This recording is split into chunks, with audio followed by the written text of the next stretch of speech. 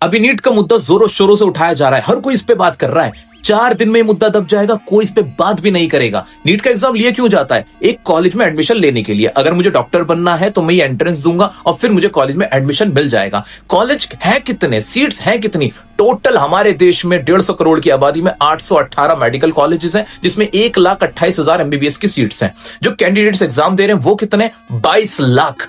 22 लाख में सिर्फ 1,28,000 बच्चों को ही सीट मिलेगी, जिसमें सिर्फ 450 कॉलेजेस सरकारी हैं।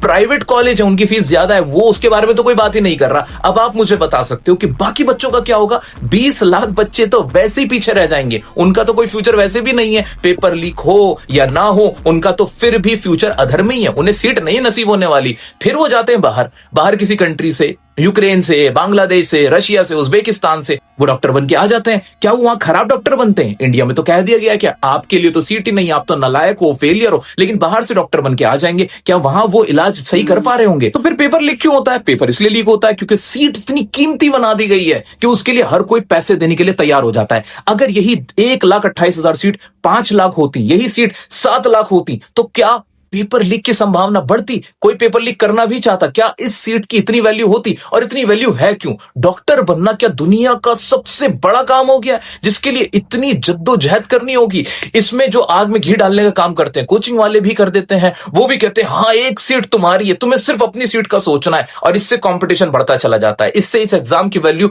और बढ़ती चली जाती है। लोगों को लगता है ना जाने नीट ना हो गया, क्या हो गया है, इतना बड़ा हाइप हमने ही तो दिया है, इसीलिए पेपर लीक हो रहा होता है। कोई एक इंसान इस पे बात कर रहा है कि हमारी ये कॉलेजेस इतने कम क्यों है?